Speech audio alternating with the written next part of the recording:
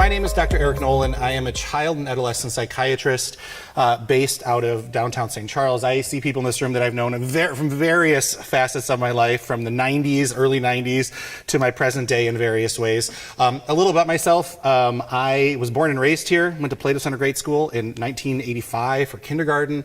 I've been in the schools my whole life, graduated in the late 90s, moved away for a little bit for all of my training, and moved back in 2011 with my husband and our, not yet girls, but we have twins who are finishing their kindergarten year at HBT, so we're in the district still, and you know, some things come full circle sometimes. So they are loving kindergarten. I'm so glad that I'm back here in the area.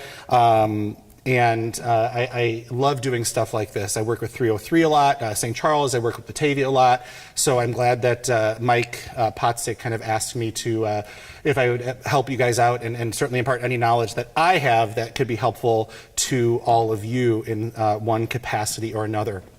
So what we're going to talk about today is anxiety. It's a little bit challenging. I know we have some grade school parents in here. I know we have some high school parents in here. Let me get a show of hands just so I am aware. Raise your hand if you're a parent of grade schoolers. Oh, all right. Middle schoolers? Very good. And high schoolers? All right, that's pretty decent. I'm sure we have some with all three in this room, so there we go. So some of this will be a little bit challenging because the way we talk about anxiety in grade school is going to be different than, oh, that one's not open, that's good. So the way we talk about anxiety in grade school is different than it might manifest in middle school or high school. So I will do my best to kind of run the gamut of how some things may present.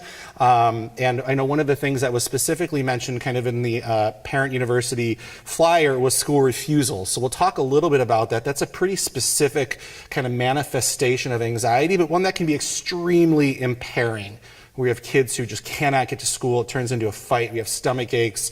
Principals are getting involved. They're, you know, walking out to the car to get kids in. So we'll talk a little bit about that. I do want to save some time at the end as well. We've got, I think, on paper until 6:20. I think that is it, and then the next one starts, the last one starts at 7:20, 7:25 for those of you that are going to a third one. After this is a double block, just so everyone knows, so we got about an hour and 5 minutes here. So I'm just going to run through a couple, there we go. Is that right? Yep. All right, so Amber's a 15-year-old female. These are all made-up cases, I promise. Amber's a 15-year-old female finishing her sophomore year in high school. She prides herself in getting good grades and always studies a lot. She says, I always want to do the best I can. She stays up studying until 3 a.m. Mind you, we're in high school. I never once stayed up that late in medical school even, but we got kids who do it in high school. And as a result, doesn't usually see her friends as much as she would like. Amber's parents noted she started becoming more irritable, reactive, frustrated, easily overwhelmed when things weren't perfect. You just don't understand the age-old response when parents try to offer some sort of assistance. She'd say almost daily, overwhelmed, tearful. Parents struggle with how to help her, and she continued to decline in functioning academically and socially. Another one here, David, bright 9-year-old male, just finishing 3rd grade. Usually healthy, he began to complain of headaches and abdominal pain pretty regularly. So he had a lot of physical symptoms. Parents didn't really know what to do. As a result, he started missing school 1 to 2 days per week. You know, mom or dad are taking him to the doctor pretty regularly, not really finding anything, you know, so it's kind of non-specific. Due to missing school, he was getting behind in his schoolwork, led to feelings of being overwhelmed, inadequate, stupid, wanting to just quit. These were common things that parents are hearing when it gets to homework time and you got to sit down, and what should take you 5 minutes takes 45 minutes. It's a really frustrating experience. Now parents struggle to get him to school even 1 day per week. So, you know, we think about kids who are in school, especially this grade school age, kids who are in school who are physically there, who maybe have a little anxiety, who are physically there and maybe have ADHD that's treated or untreated. And when you're physically out of school, we know what happens over the summer when kids are gone for 10 weeks. We lose a couple months of kind of education, which is why the first quarter is basically catching up with the last year. Imagine being out during the school year and what that would do to a child, whether it's this age or even at the high school age. Alejandra is a 17-year-old female, average student, has lots of friends. Everybody around her thinks she's like it. She's popular, she has a lot of friends, she is involved in different school activities, feel like she can do no wrong. She always likes school, but she feels like she can't concentrate as well as she would like. So primary complaint of difficulty concentrating. She often finds herself thinking about things that happened earlier in the day. So, you know, we can use a variety of things to describe that. Perseveration, right? Get stuck on things, rumination, obsessional thinking, things like that. That's what she was having. She must do some things in a certain way or becomes overwhelmed and has to start over if she can't do things in the order in which she feels like her brain is telling her it needs to. Sometimes her parents see her opening the kitchen cabinets repetitively, but really don't think anything of it. So what is anxiety? I mean, anxiety is something that's a word that's thrown around. Somebody like me, of course, has a clinical connotation, right? So anxiety is something that, to me, connotes something very specific. But everybody uses these words differently. Some people get nervous, before speaking, and I have anxiety. That's appropriate. I use the word anxious all the time, and I very often find myself clinically identifying a child as being anxious and having parents go, "What? My kid's not anxious." And we'll talk a little bit about what I see and kind of what parents experience, that sometimes, it's a shift in perspective that sometimes helps us better understand where our kids are coming from.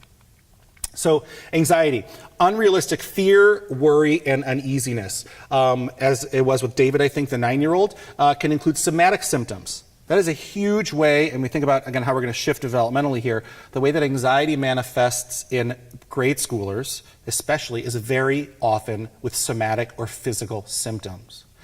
Sunday nights, start getting sick, I don't feel well, I don't think I can go to school tomorrow, if it's a school-related anxiety. Fidgetiness, nausea, low appetite, really because of just stomach discomfort and inability to kind of feel the way they want to feel.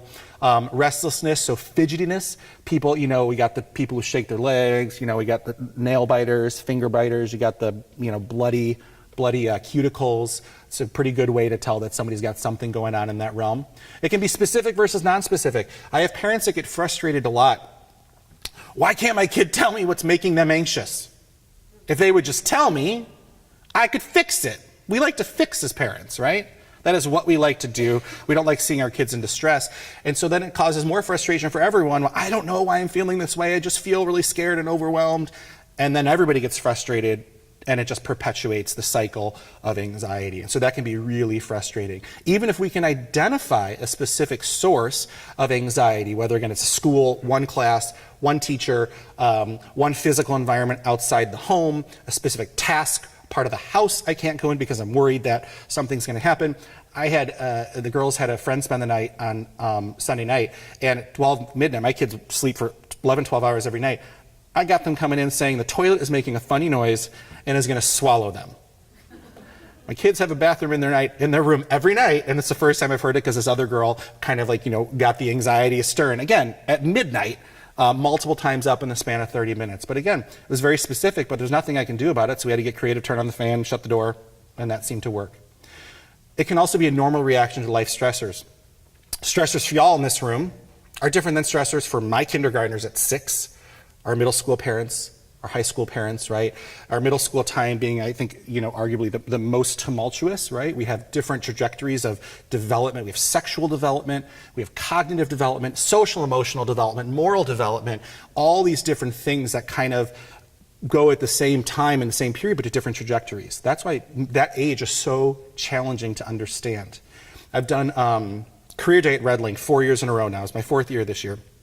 And when 7th graders there, I mean, the size difference in these kids, the ability of these kids to ask thoughtful questions is so highly variable. So that middle school time, as I think, those teachers that are in middle school, thank you, because I don't think I could handle that. And I've got a pretty challenging job in other ways, but I could not handle being a middle school teacher. It's different than fear. So fear is often based in logic, a real threat. Anxiety can be from a perceived threat. That plane is gonna crash. I can't get on that plane because it's gonna crash. One of the only anxieties I had as a kid was flying. I would be puking every night before we flew. I was convinced I'd seen something on TV about a plane crash. I was convinced, no matter what, that plane was going to crash, which is not a pleasant way to be going to Disney World for the first time at 10 years old, being stuck in the bathroom for 4 hours, but physical manifestation of a really specific anxiety-causing trigger. And by definition, it's not logical. It is so frustrating in my office when parents try to use logic to push back against an inherently illogical thought process. but I know I'm going to fail this test, Mom. Yeah, but sweetie, you've had A's the whole time, and you've got A's in every other science class for 4 years, and why? I just don't know what I'm doing, right? Yeah, but that's silly, that's stupid, why would you say that, right? And again, parents escalate, get frustrated because they can't explain it away. We can't use logic the way that you can in other situations. Now, to be fair, one of the big interventions for anxiety is cognitive behavioral therapy, or called CBT. Some people just call it regular therapy. CBT is often kind of under that umbrella. And that actually does challenge and push back using logic and data to push back against the assumptions, those anxiety-driven assumptions that we have that can lead to some of that kind of those symptoms. So what makes anxiety an anxiety disorder, right? So I could, point at anybody in this room who could surely tell me something that they get anxious about. There's probably a good portion of people in this room who are on medication for anxiety, depression, or otherwise, or maybe in therapy with no medication, or may have both, may have been hospitalized for anxiety even, right? But how does it get to the point that it requires clinical intervention, which is a huge thing? So I am not somebody, when I have people at my house or when I'm at other people's houses, I turn my switch off. I'm not somebody who's looking at other people's kids. If a parent asks me about it, I often find myself saying, man, this happened and that's anxiety. Oh no, that's just how they are. And I'm thinking that's not a developmentally typical response. I had somebody in my house, a third grader, and we were playing sabers. This kid, when I hit his saber, just like lightsabers, like 9 o'clock at night, I picked him up. He's a really physical kid. He flipped out. Went up to our catwalk, started pacing back and forth and screaming. And I'm thinking oh, right, this is something that I don't usually see. And so as I'm talking to the parents, they kind of was that's just how he is. And say, so let's have a little conversation about that. That's not a typical response for a 9-year-old when they get challenged in some way, right? So we want to think about what's outside those developmental norms. So what do we say? Oh, at this age, we shouldn't typically see this response. A kid who doesn't want to spend the night at somebody's house in kindergarten because of some separation anxiety, that is developmentally okay. That is developmentally typical. That's not outside the norm. If we have a 14-year-old who can't be away from mom and dad because they're too anxious that something bad is going to happen and they have to be picked up at 10:30 from every sleepover, either when they try to stay or they just plan it, that's not developmentally typical. That indicates that there is maybe some clinical need to address that. So this is the big key. Functional impairment. Are my social obligations, my social engagement impaired by my anxiety, such as sleepovers, especially the middle school age, when that's a lot of how kids engage on the weekends and in the summer. You have a kid who isn't able to do that because of separation anxiety, they're really missing out on some core socialization when other kids are able to strengthen those relationships and they're kind of left out of that. And that can really further generate that anxiety. Again, developmentally inappropriate response to typical stressors like I described. A kid of a certain age who responds in a way that I might expect of a 3 or 4-year-old who gets stressed in a different way. Limits developmentally appropriate behavior. So that's more the spending the night. The anxiety gets in the way of them being able to do what other kids do. Inability to recover from the anxiety. So the fact that there isn't a start to the anxiety, a processing, and kind of a termination. And that can also be conceived in kind of a lengthwise too, right? So, oh man, it's usual though, it usually takes an hour for Susie to calm down after I tell her no. That's not typical for a kid to have that much distress at their ability to kind of, identify how they're feeling, use words. Now again, with my kids at 6, very different than our 12-year-olds and finishing 6th grade, and again, our seniors, let's say 18-year-olds finishing high school. I've got kids who are pretty in tune with how they describe their emotions. They have a psychiatrist for a dad, so that's just kind of how it happens. But I have one of them, Fiona, she is now, I think, might be having panic attacks. She will just go prostrate and say, I just can't calm down. So she's aware that she does not like how she's feeling. She's aware that what's happening is not okay, but her ability to kind of talk herself through that is limited. So for 10 minutes, I sit with her, rub her back, might talk, might not talk. She eventually calms down, and then we talk about it. But if that took an hour, I'd be a lot more concerned than I already am at this point when it happens every 4 weeks. Because again, nobody likes seeing their kid in distress, right? We want to go into that rescue mode.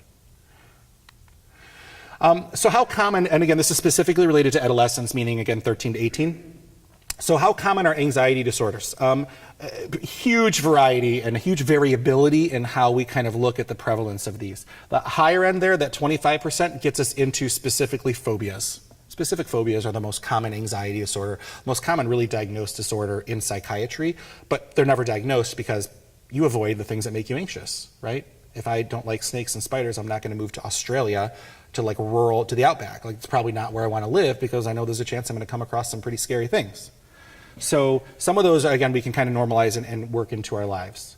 More common in females across the board. So data tells us that females are higher risk for, ooh, Jamie just smiled right there. So at higher risk, most common group of psychiatric disorders diagnosed in adolescents, okay, in that age group, all right? So more common than depressive disorders, and I would say underdiagnosed. In my experience, in my practice, as I'm working with, again, I go down to age 3. I see adults too. I'm not just, I don't like dump kids at 18 years old. But starting low and going high, especially my grade schoolers and middle schoolers, I very often see anxiety diagnosis, let's say oppositional defiant disorder. Or my kid just has temper tantrums. It's just, it's just who my kid is.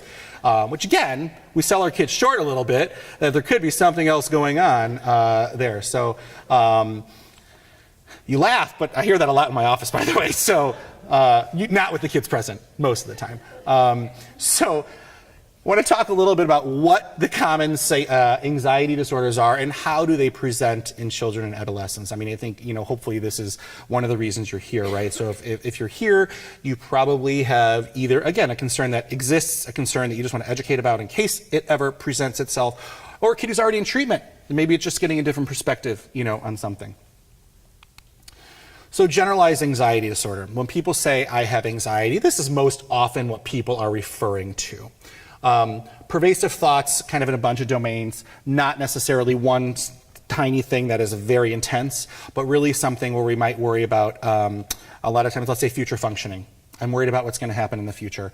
Are my kids going to be okay? So for those of us in this room, are my kids going to be okay? Or for our kids, I have quite a few kids from this district in my office, some of my high schoolers who are convinced that that 1B, I'm not going to get into a good college. Well, what the hell does that mean? Since when does 1B not get you into a good college? That's not true, right? So again, not based in logic. It's not based in reality or logic, but again, that inherent irrational or illogical quality just pushes through, and so you get this cycle of this train in the head that just keeps going, and our ability to derail that and take it off of that becomes increasingly challenging to the point where, again, kids can get impaired.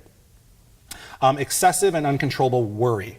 So again, that could be future-oriented worry. I mentioned in one of the, I think it was Alejandro, the 17-year-old, worries about things that happened in the past, right?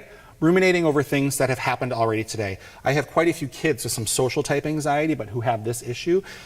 I am worried about that conversation I had with my best friend. She kind of looked at me funny, and I feel like I probably offended her. Now I don't know if I should apologize by text, wait till she talks to me, and then I'm blowing up their phone because they're not responding, and then I'm thinking that we're no longer friends, and I've just tanked my best friendship. So you can go very quickly. It's like that snowball in the cartoons. Starts as a really tiny thing at the top, it destroys the village at the bottom, picks up everything along the way. It's a good way to think about that, how we tumble down this hill of anxiety really, really quickly, gets really big, sucks up things that it really is not meant to involve at all, really had nothing to do with it, but that still kind of get rolled up into it. May seek reassurance. This is huge. So I have quite a few kids in my office who will have their parents tell them exactly what they need to hear to feel better. Again, our job as parents, or the instinct I should say as parents, is to fix, to make our kids feel better. The challenge with reassurance is that it helps in the moment until it doesn't. And then you need to provide reassurance again. Oh no, it's going to be okay, the plane's not going to crash. Well, I can't guarantee that the plane that I'm going to be on with my kids going to Florida in a few weeks is not going to crash. I cannot make any guarantees about that. But we can say, hey, what's the logic behind this? What's the data tell us? Well, there's X plane crashes, this many people, it's much more dangerous to be riding a bike on the street or to be driving your car with everybody that drives. But that's logical. So again, it can be this excessive worry. And again, the reassurance that we seek either as adults from our significant others or even as kids serves to decrease that temporarily, and then you get in this thing where you have to kind of keep providing that. Again, somatic complaints are very common. I cannot impart this upon you enough. This is not just grade schoolers. We can see this all through, even in my adults in the office. We're here to talk about our kids. So K through 12, we can see that manifest. Kids with chronic stomach aches, chronic nausea, You're taking the doctor, once a month because we just can't figure out what's going on. They miss a couple days, 2, 3 here or there. Well, then when they get back, then they're anxious about the fact that they missed all this school. And then they miss more school because they're anxious about going back to school because of all the school that they missed, right? And that gets into potentially that school refusal kind of pattern of things, which again is extremely difficult to break. Seem preoccupied or always tense, right? So very often, I forget if I have it on the slide, I'll say it here, difficulty with focus. So I very often have people come to me who say, my kid has ADHD, they filled out a Connors form or a Vanderbilt at the pediatrician's office, or our social workers in this district, I think most often use Vanderbilts as a quick screen, and it says I have ADHD. Well, it's not diagnostic, by the way, but we use it as a screener. Anxiety can present with almost identical symptoms as ADHD. Difficulty focusing, difficulty with sustained task completion, difficulty with following through with things, difficulty with task initiation. A lot of those things, it's like a Venn diagram, a lot of these symptoms overlap. So again, for some reason, it's much more comfortable for parents to say, let's put my kid on a stimulant, let's put him on Ritalin or Adderall. That seems much more palatable to a lot of parents than it would to say, man, we've got some really clinically significantly impairing anxiety. Let's think about an SSRI. Prozac, Lexapro, Zoloft, that family, which are the first line treatment for medication interventions for kids. Not the first line treatment period, but the first line treatment for medication.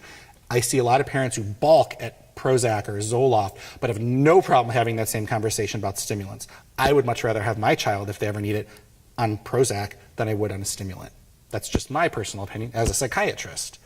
So I think we kind of have these things that are okay. It's easier to talk to your friends about your kid having ADHD than it is to talk to your friends about your kid having anxiety, right? And the impact that can have. Irritability can be a primary way that parents experience their teens' anxiety. This is huge. The word that I use in my office is reactivity. Kids that are reactive. So from 20 feet away, I tell this as I'm sitting in my office. Hey, parent, Mr. Smith here, if somebody was standing on that sidewalk right there watching what was going on, they would say, man, that parent needs to keep control of their child because they're having a temper tantrum. Or they're disrespectful. But let's take that back 4 steps and see how we got there. You told your 8-year-old they could go play somewhere, and then you told them they couldn't because something came up, and they're in this tunnel, right? They're going to their friend's house. They are ready to play. They know what they're going to play. They got the Nerf guns, or there are video games, or whatever it is that they're going to do. And you try to pull that anxious kid away from that. It is distressing. Yeah, but, and it's kind of like a magnet pulling it away, and they keep trying to stay. And that can be manifest as a temper tantrum, oppositionality. I'm not going to put my shoes on. I want to go to Johnny's house. And again, that reactivity with, you'd say, those triggers that are perceived to be pretty low. Like I just told my kid we had to wait 30 minutes to go to McDonald's. But you have this out of proportion response that can come from what, again, a parent might perceive as a relatively small trigger. That's pretty big. That reactivity is a very common way that I see anxiety manifest. And again, a reason why I often see it getting missed, because they kind of are thrown into a different bucket if that's a primary way that they're presenting with irritability. And that can also, just as an aside, be a primary way, especially in adolescence, that can be the primary mood component in depression. It's not always sadness. Irritability can be the primary mood component for that as well. Perfectionists. I have parents all the time, I think your kid's anxious. No, my kid's not anxious. They're a perfectionist. Those are one and the same for me. Those are interchangeable words in my world.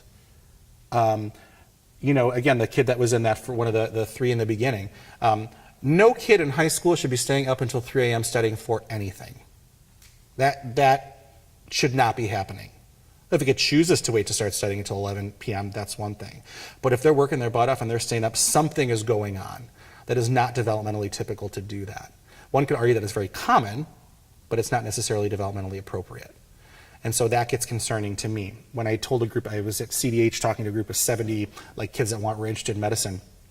When I told them that in high school, college, and med school, I never got less than 6 hours of sleep before a test, these kids' jaws dropped. Because I guarantee you all these kids are pulling all-nighters in high school. Which again, we want to make sure that that perfectionist tendency is not crossing that line and getting into, again, we're disrupting kind of the way that we need to move through our day, quite frankly. Again, prefer to isolate. So isolation can be a huge component of this. So we can see that avoidance, again, of those anxiety-provoking stressors. The best friend of anxiety is avoidance. If I can just not have the stressor, like school, for school refusal or school phobia, I'm not anxious. Those parents I have in my office who say, it's really strange. My kids said they were sick, and they looked sick at school, but as soon as we got home, they wanted to go on the trampoline, they wanted to play video games, they wanted to go to McDonald's. Okay, well that's kind of indicative of probably what we're dealing with here. That's a really good data that's telling us that there's probably something else going on here. All right? So again, we can choose to avoid that anxiety, which again, that leads to that impairment, whether we're avoiding school, social engagement, appropriate engagement with family, right? I'm a big believer in the fact that whether the kids are, my 6-year-olds at home or high schoolers, how kids engage with their family is a big indicator too. So if we see a change, it's not just whether it's there or not, but if my kid always did X and Y, and now they're not doing that at all, and now it's Z, why has there been a change? Right? So for that kid who hangs out with their friends 4 times a week and it goes to once every 3 weeks, that is significant. So it's not about where you are at any point in time. It's again about that continuum of engagement. There we go. Obsessive compulsive disorder, also known as OCD. People throw that around. I'm so OCD, I just really like my bathroom clean. That's not OCD. That's just being annoying. Again, 2 dads in our house. You can tell there's 2 dads in the house, let me just tell you that. Maybe that was too much, I don't know. So obsessions. So there really are 2 components to OCD. There's the cognitively driven or thought-driven component. That's the obsessional component. Then you have the compulsive component, the behavioral component. You don't have OCD if you don't have both of them. All right? So if you have just the obsessional component, that ruminative thoughts, I have OCD because I can't stop thinking about it, we're probably more in that GAD bucket, that generalized anxiety bucket, where we just have that excessive worry about things.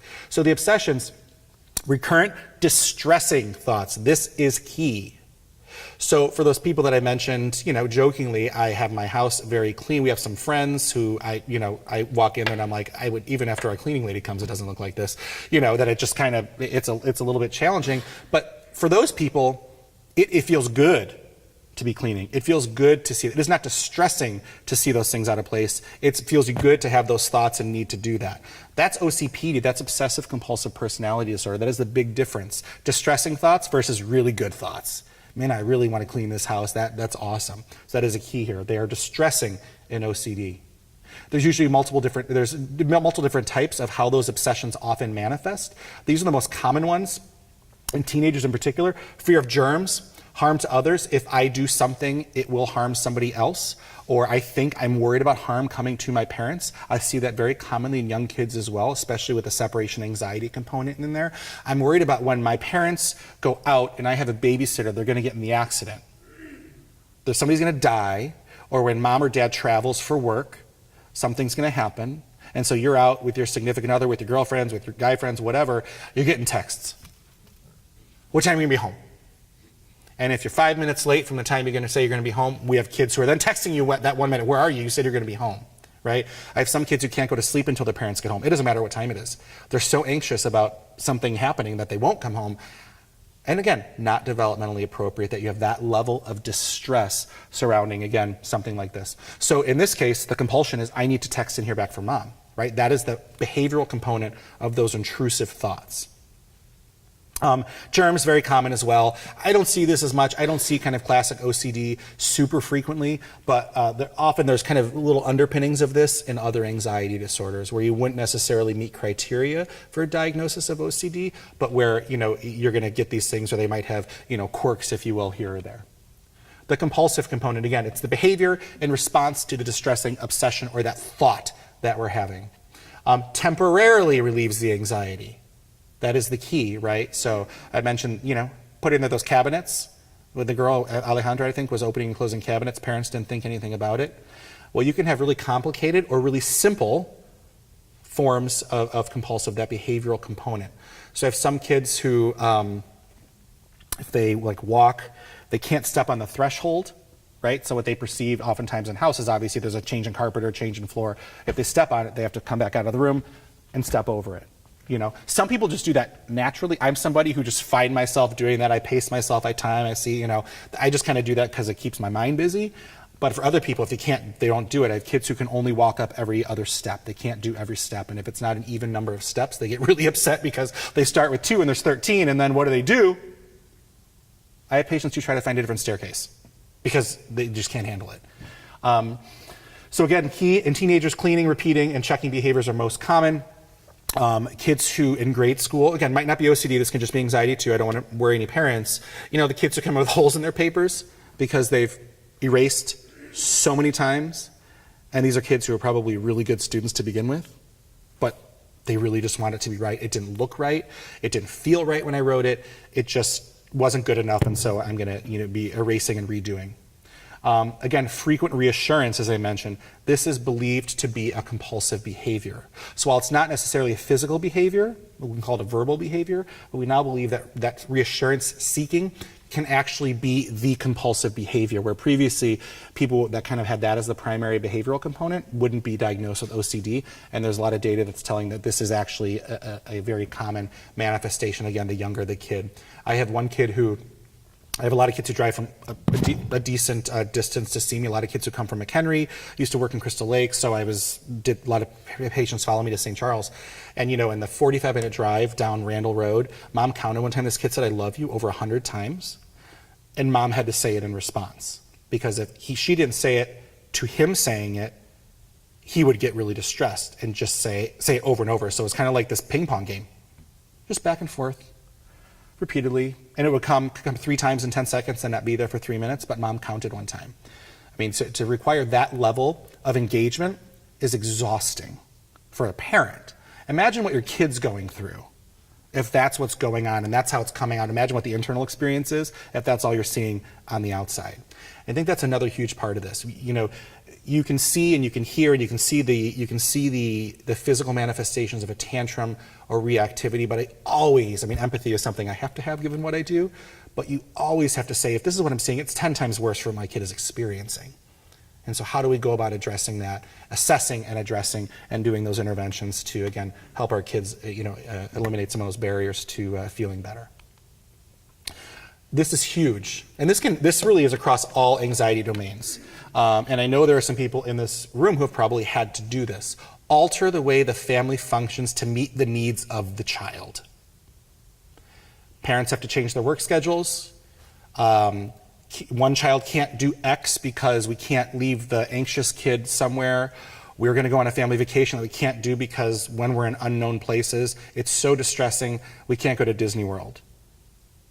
I have a lot of families who unknowingly, by the way, create patterns of engagement to minimize the distress of their kids. Then they come to see me and I'm thinking like, man, it doesn't just suck for this kid, it sucks for their siblings. It sucks for you guys as parents. Hey, Mom and Dad, when was the last time that you went out on your own? Oh, we can't go out on our own. He can't. There's no way we could have a babysitter. It would never work. And then we think about what that does to parents and their functioning, right? Whether you're a single parent or otherwise, that does not matter.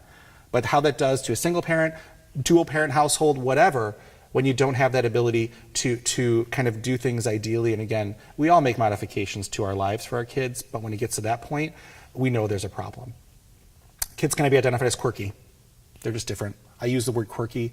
I use the word strange in a wonderful way in my office. I'm strange in my own way, and I kind of embrace that, and so I use that with kids a lot. But again, we can have that written off. It's the same thing like, oh, he's just a boy, which like irks me to no end. That certain behavior gets put in different buckets because of perceived gender, right? So like boys are allowed to do this and it's okay, and girls are allowed to do that and that's okay, but we cross that over, oh, we don't really know what to do with that. And so I think, again, we excuse some of that sometimes. May minimize when they feel confronted. So you try to address this with your child. Man, I'm really seeing that every time we try to do this, it seems like you get really upset. No, I don't, right? And so you confront a kid with that, and again, you have that reactivity, the distress that comes with that. It can be really overwhelming for a kid if they're not ready to have that conversation. Again, peer relationships can be hurt. And again, this is kind of across all the anxiety domains as well. And again, another key thing for this from a diagnostic standpoint is it occupies a significant portion of the day. It's not 5 minutes, it's hours of the cognitive component and that behavioral component, reassurance seeking or otherwise. This is huge. This is something that some of you in this room may experience, but social anxiety, social phobia is something that is pretty common in kids. And to me, one of the most challenging, because I am an extreme extrovert at 80 people at my house on Sunday for, like Memorial Day party, like love having kids and parents over. So I kind of always have to defend against my personality and how I approach things. But when kids cannot hang out with other kids or are not comfortable socializing the way they want to, that is like heartbreaking for me. Social emotional functioning to me is more important, almost really across our whole 12 years, 13 years in the district, than the academic functioning. Kids need to develop these social emotional skills because that is what's going to help them be more successful in the future. If you go to ECC for 2 years at Northern, if you go to trade school, if you go to cosmetology school, or if you go to 4-year school right off the bat, if you have those social emotional skills, that is going to be a huge factor to help drive that success. So again, fear of situations with new or unknown people. This is something I have to work on with both of my girls. Ordering at a restaurant. I have kids in high school who still order their food for them, because that's a pattern they fell into from a very young age. They could never walk up and get that, extra barbecue sauce at McDonald's or order at Starbucks, or we go to restaurants and now the kids are able to order their own food because it was really uncomfortable for them. But you practice, but there's some kids who can never do that. Or you avoid them or endure with significant distress. So social phobia is not only I never am able to hang out with kids, it's that I do it and it feels horrible. I pretend to be okay, but my internal experience is that of a very uncomfortable person. The instinct when a friend texts could be coming up with that excuse to just not do it, when they may really want to, but they know that the anxiety is going to be so bad that, again, best friend of anxiety is avoidance. I avoid that social interaction that makes me so uncomfortable, and so we move around that. Fear of embarrassment, negative thoughts by others, and rejection. This is a big one. So I have kids who are comfortable with their friends, kind of a very small group of people, even a large group of people. But outside of that, it can be challenging. So I have kids who I would view as super social. If they're in a room with 100 people and they know one person, they're fine. If they go into a room of 10 people and they know none, it's extremely tough. So to walk into that conversation, those people who are talking in some group at a lunch table or college, freshman transition, right, when all of a sudden you have to meet new friends, they're worried that when I walk up to that and I try to interject that comment, it's going to be perceived as weird, stupid, embarrassing. And so it's like they sit there, it's like, you know what double dutch is, right? Like the jump ropes where you kind of like have to figure out like when you're going to go in. And so I have kids who literally are doing this like mental double dutch, like, okay, oh, I missed my chance there. Okay, I'll just wait till the next chance. I got something good to say. And they just don't say anything. I have kids who worry about what they do with their arms while they're standing somewhere, while they're talking. I don't know if I should fold them, or do they think am I weird? And so people can get super hyper aware of their physical presence as well, and how are others potentially perceiving that. Again, this is virtually almost always rooted in fallacy, but it doesn't matter. It can drive, again, the avoidance of these social interactions. Interfere with schooling, of course, and or development of relationships. So again, if you're avoiding engaging with new people, you can't initiate, form, and strengthen relationships. Again, often identified as shy kids. So this is back in the day. When I look back at high school and grade school now, I have a very different understanding of some kids who I went to school with. Oftentimes we have kids, let's say, in the autism spectrum who are just kind of shy or quirky, again, who can kind of be missed if they're really high functioning. Same thing with kids with social phobia. Oh, they just had that best friend that lives next door. It's the only kid they feel comfortable with. They just really don't want to hang out very much. Can have panic-like symptoms when they're forced or they have to go into those situations that they perceive as overwhelming. And school avoidance can be very commonly a way that this is manifest, especially those big school transitions, right? 5th to 6th, 8th to 9th, and then 12th to whatever is after high school for them. So I've kind of alluded to a lot of this, the significant somatic symptoms that lead to resistance going to school. So oftentimes that's a way that it manifests. I'm sick, I can't go. Fiona missed a half day this year, may have just missed her first day 2 weeks ago, which is heart-wrenching me. I wanted perfect attendance for the whole year, but it didn't happen. Fiona called and said that she was sick, that she had thrown up in the bathroom. She had just gotten her iPad back. They use them like every month. They just don't like them, and I don't like them either. So she knew she was going to be able to play it. She was trying to purposely avoid, so she said she puked in the bathroom. I called the nurse and I was like, send her back to class. She's not coming home. Maeve saw her walking down the way, so she's like, I'm sick too. We challenged it a little bit, and so that's a little bit different, that avoidance, but it's avoidance of school because they thought they were going to have something else on the other side. School avoidance is often in the same way. If I avoid school, I get more time with mom or dad or my video games. Or if I avoid school, I'm avoiding a negative thing that's happening at school. Bullying, perception that they're not as smart as other kids, right? So often learning disorders that are undiagnosed can lead to ADHD type symptoms or avoidance, especially of certain subjects. I have kids who would take schools a little while, or more importantly parents, man, they always miss 6th hour, they always seem to be sick, and then they go back to 7th hour and they're perfectly fine. So what is 6th hour? Let's talk about that. Isn't that the obvious question? What are we consistently avoiding here?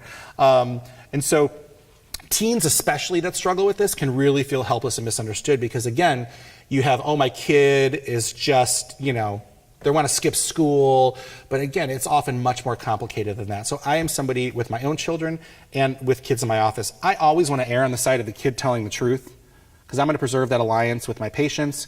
I don't mind if parents get pissed off at me, that's part of my job. I have to be able to tolerate parents getting upset with me, challenging them, challenging kids. I have to tolerate kids getting upset with me. But that's a huge part of this, is just empathy and saying, I know you really want to go to school, let's figure out what we can do to help that happen. So we often have kids in our partial program. I'm the medical director of the Northwestern Medicine Partial Hospital Program, which is a day treatment program for 7th graders through 12th graders in St. Charles.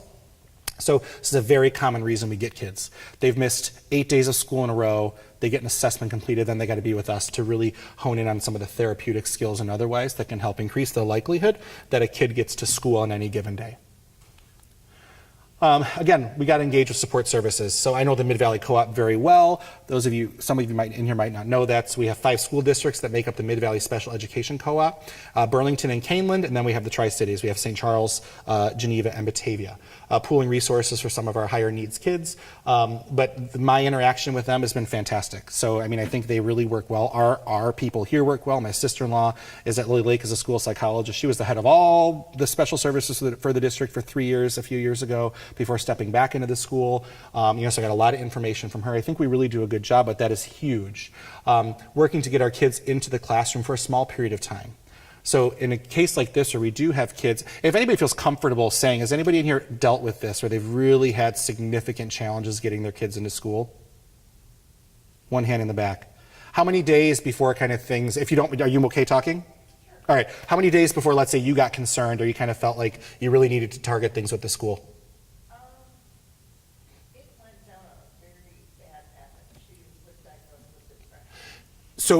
So that's key, right? So if you have depression, you're more likely to have anxiety. If you have anxiety, you're more likely to have depression. They are comorbid, right, or often co-occurring. That is huge. Then with our anxiety disorders, there's a very common triad of, anxiety and ADHD are the same way. You have anxiety, you're more likely to have ADHD. You have ADHD, you're more likely to have anxiety. You can also throw some OCD stuff in there with ADHD and tics. So Tourette's and tics. There's a very common triad of tics, anxiety, and ADHD.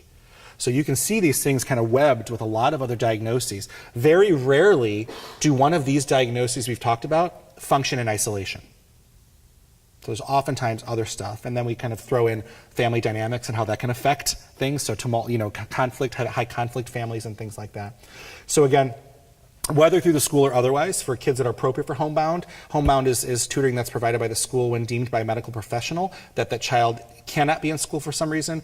I have done that like 3 times in 6 years. That's not something that I do with any regularity, and only in very, very rare circumstances do I feel comfortable doing that. Because again, like I said, the more you avoid school, the harder it is to get back into school, and it perpetuates that process. When Sarah, my sister-in-law, was the head for the district, there was one particularly challenging case at HBT that we were working on, and the mom would refuse to even try to get the kid to school. The kid would talk about watching Days of Our Lives with mom at home. Like that was like the highlight of her day. And to be fair, this kid had other developmental things going on, but was still in a traditional classroom with support. But that's the buy-in, right? If it's reinforcing for the parent, like I get to spend more time with my kid, or we have a parent who's not willing to participate, or we have a school who is pushing back for some reason on providing those supports, which again, I have not had that experience in this district, but it happens. It can be really challenging to kind of break this cycle because you have to have all parties on the same page. Otherwise, nothing is going to happen when it comes to school refusal. So I think this is important too to talk about. So why an anxiety disorder versus normal anxiety? Some of this is going to resonate with some of you in this room. A large genetic component, right? If you have a first-degree relative, parent, sibling, grandparent with anxiety, you are at increased risk for anxiety, genetically, all right? Anxiety is one of our heritable, highly heritable genetic disorder, highly heritable psychiatric disorders. And again, it is associated with specific genes, which doesn't matter. But again, if you have a parent who has anxiety, you are more likely to have a kid with anxiety. I joke about this. I do a lot of education with the support services people. So I was with our central people in November. I was with the 303 people, a month ago or so, all the social workers, psychologists and that. And when I talk about this, like, oh, you can tell when that parent walks into the room, it's a familial thing, right? Because parents can be buzzing and anxious and not wanting to see their kids distressed. And it really helps conceptualize how we get into some of the positions that we do as families, as parents, as kids, and as the schools who are working to help support you guys and your children. Environmental influences, this is pretty big. Parent-child rearing practices, kind of overly responding to ambiguous situations. So this is just something that Mike and I have never had as parents, any sort of anxious parenting style, but there are parents who will hover over their 4-year-olds walking because they don't want them to run into a table. Okay, they're 4, they're not developmentally impaired in any way, like some of that's normalized. And so you have parents who overly respond to innocuous situations. Over-controlling or intrusive, there's an anxious parenting style. My brother-in-law is that. They would tag team their kids in our loft in St. Louis, and it was like they had to be within 4 feet at any time. They were walking around like covering corners of like rounded edge tables, and so they have been raised over the years in this house where everything is always high anxiety and really reactive. And again, modeling of anxious behavior, right? If you are anxious as a parent, the most important thing we do as parents is model, right? We model behavior. Kids see what we do better than they hear what we say. So if you operate in an anxious manner, your kids are going to pick up on that and may start, again, taking on that behavior as a normative. So how do these factors lead to changes in behavior? I'm going to talk very briefly about this. It's 7:05 because I do want to have time for questions. Really quickly, I'm going to breeze through some social media stuff here. Hopefully we don't have any grade school parents in here with their kids with smartphones who have any of this on their phones. Don't raise your hand if you do. I don't want to know.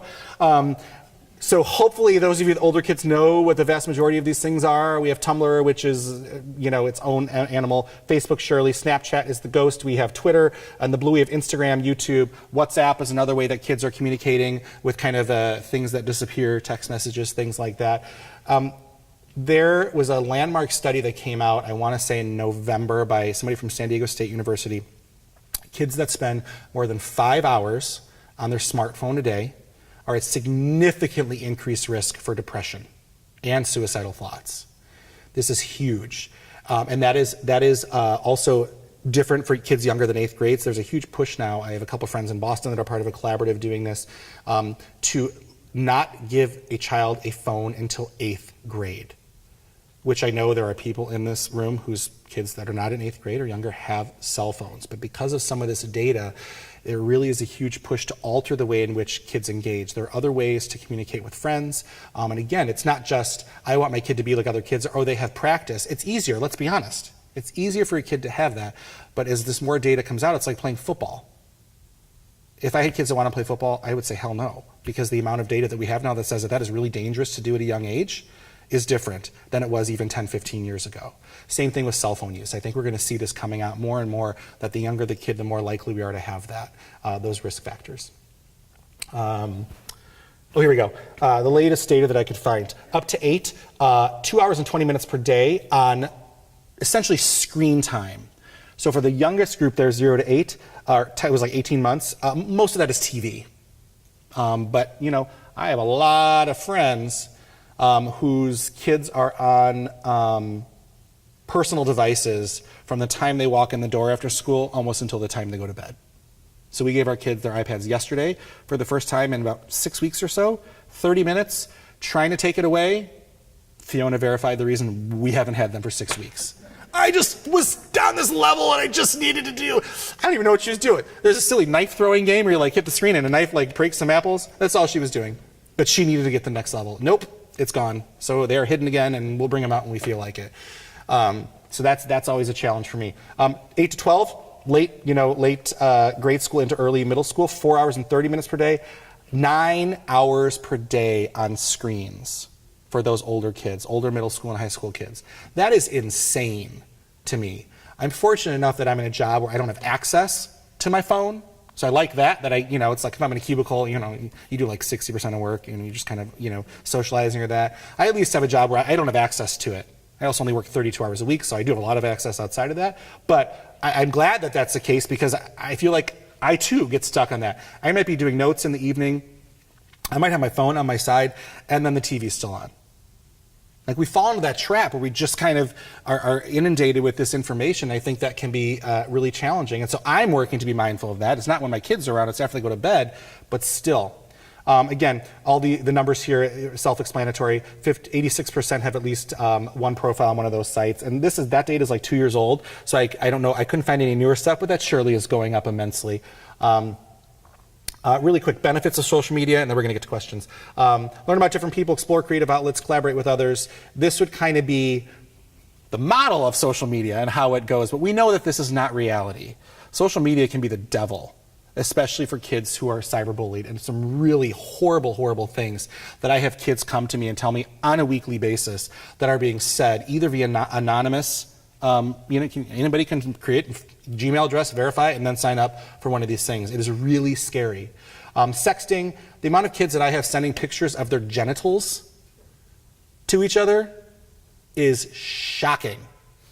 I had a parent find over 100 pictures of a kid trying to take pictures of his butt, like from below. And we're talking was sending them to girls unsolicited. Wasn't like there was any mutual back and forth. He was sending it to girls in hopes that they would send something back, apparently. So some of this stuff is really, really scary. I'm glad my kids are 6 years old. Hopefully things will change a little bit, some cool things that they won't want to do in the future. I don't know. Lower academic performance. This is huge. Inverse correlation. The more screen time, the worse academic performance. All right? Diminished face-to-face contact. That's obvious. I have kids... when I'm out in public, I take the kids out a lot by myself, on Fridays especially.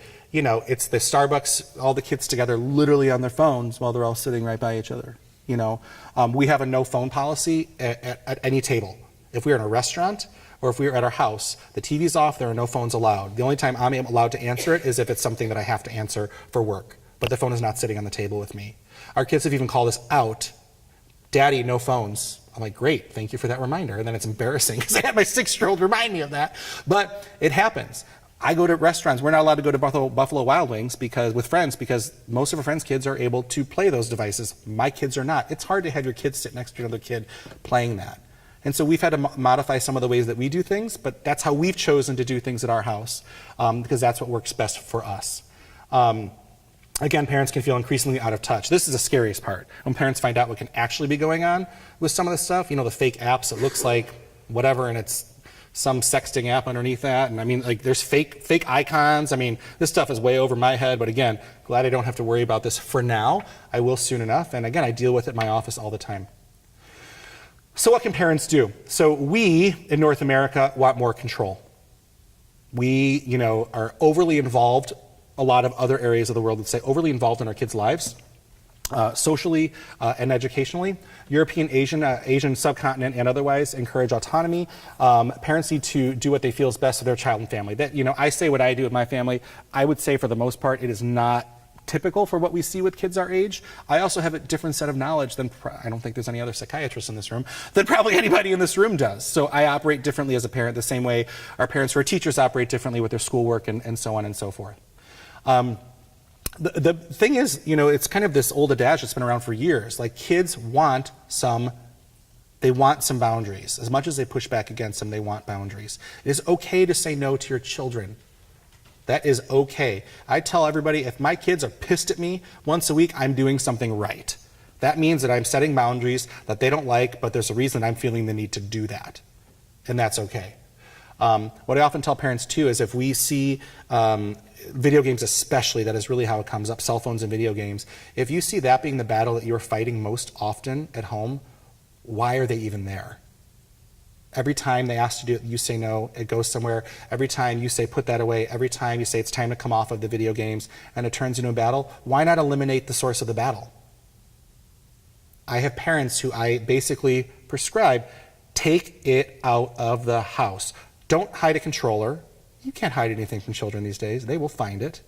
Take it out of the house. Take it to your office, put it in your trunk, put it wherever where they can't find it. The amount of parents that I have come back the next appointment, even after 2 weeks, holy cow, Dr. Nolan, my kid's less irritable, we're talking more, they're playing more outside. So this is real. And again, I don't ever tell people how to parent, even in my office, if they ask me. I don't make decisions. But I am going to say, if we have a common cause for a lot of this, why don't we change the common cause? That's what we have the capacity to do. And let's be honest, we're scared of our kids sometimes. Like, I don't want to have my kids blow up in an inopportune way, but I think we also have to reassert the power that we have as parents at ultimately doing what you feel is right, even if it pisses your kids off for a week or two or a month. I mean, that's sometimes okay. I'm going to skip over substance use just because of... and I talked about anxiety, and there's a lot of different things here. We don't have time for that because I do want to have time for questions for you guys. Self-care is huge. So this is important. So physical activity, right? I have a lot of kids who have really low vitamin D levels. UV light, activates, kind of converts vitamin D into its active form to be used by your body. All my pasty kids that, aren't just redheads and a little bit pale, but shouldn't be that pale. We talk about being outside, being physically active. Walk the dog once a day for 15 minutes. That's better than not doing anything, right? Sleep. Sleep is immensely important. No teenager is getting 9 hours of sleep a night, even though that is what the data tells us. Very few high schools, I want to say Sycamore or DeKalb, one of the high schools starts like 8:30 or 8:45. Most of ours around here are in the 7:20 to 7:45. The Mid-Valley is almost exclusively 7:20 to 7:45. Data tells us that should be a 9 o'clock start. We don't have the capacity to do that for practical reasons because of buses. So there are real kind of things that impair what would be ideal, but again, that's what we got to do.